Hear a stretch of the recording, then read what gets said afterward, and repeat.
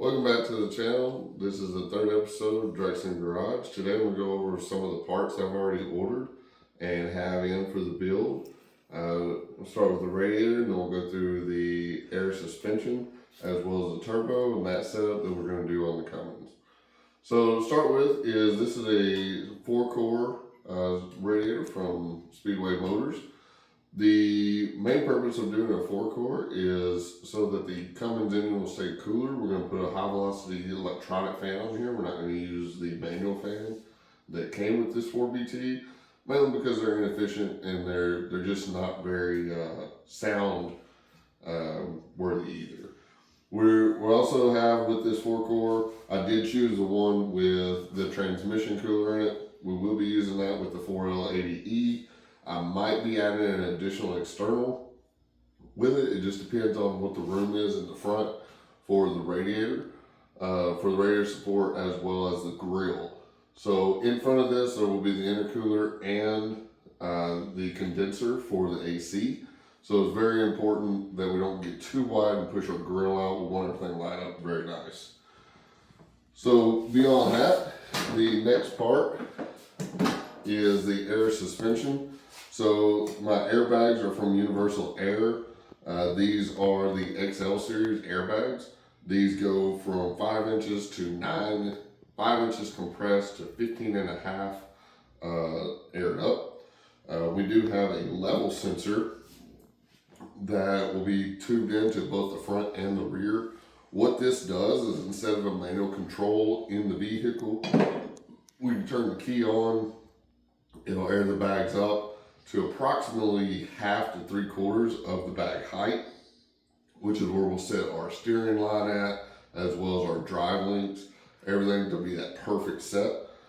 We'll set that up, and this will shut the compressor off, or the air off, to the airbags, and as you're going down the road, if it needs to be stiffer, it'll be stiffer. We'll have a control for that, for a stiffer ride or a softer ride. Ultimately, this saves a lot of that back and forth time and that calibration using a computer. This is a manual setup that will lift the car and keep it as a smooth ride. With this set, everything is Evil Energy. Evil Energy is the company I found on Amazon. They're a very reputable company. I have their 1.5 gallon set with their air compressor. With bags this size, you really have to look at what pressure you're using as well as the CFMs. The recommended air pressure for this is up to 200 pounds with 1.5 CFMs. This compressor will do 200 PSI up to 2 CFMs, so it should be able to keep up with the set fairly well. I will have a backup unit for this just in case it burns out. If for some reason this compressor loses, the other compressor will be on a pressure switch. So for whatever reason, if the suspension going down the road drops below, let's say 100 PSI, the backup compressor will automatically kick in and bring it back up to 150. And here in the front are the tabs that connect on the airbags. So the front tabs will be for more lift, will be upside down. They'll be mounted like this against the frame, welded to the frame. And then of course the bottom one will be welded on the tabs on the axles.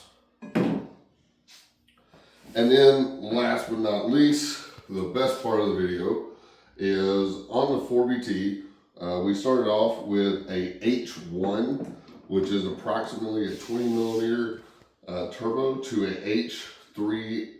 HX3 W. So this is a 35 millimeter turbo. It's 3 times bigger than the turbo that's on the 4BT. I did a lot of research into this. This was what everyone suggests as far as a 300 horsepower 4BT. The oil lines match up. It's clocked the correct way, and it does have a wastegate.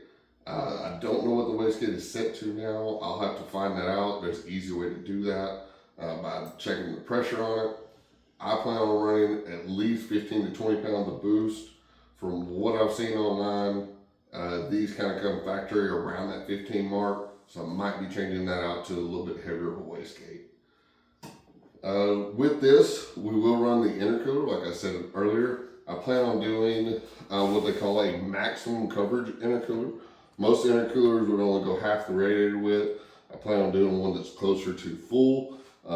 It's something like you would see on a Supra or a Japanese car where you have a much taller, more square intercooler. That's what I plan on running on this one for maximum air density. With the Cummins, because I'm running the P pump and the bigger turbo, we want the air to be as dense and as cool as possible going into the engine in order to get the most horsepower and most fuel efficiency. So that's the plan. This is just a short update. We'll bring you more updates as more parts come in. Please like and subscribe. Thanks.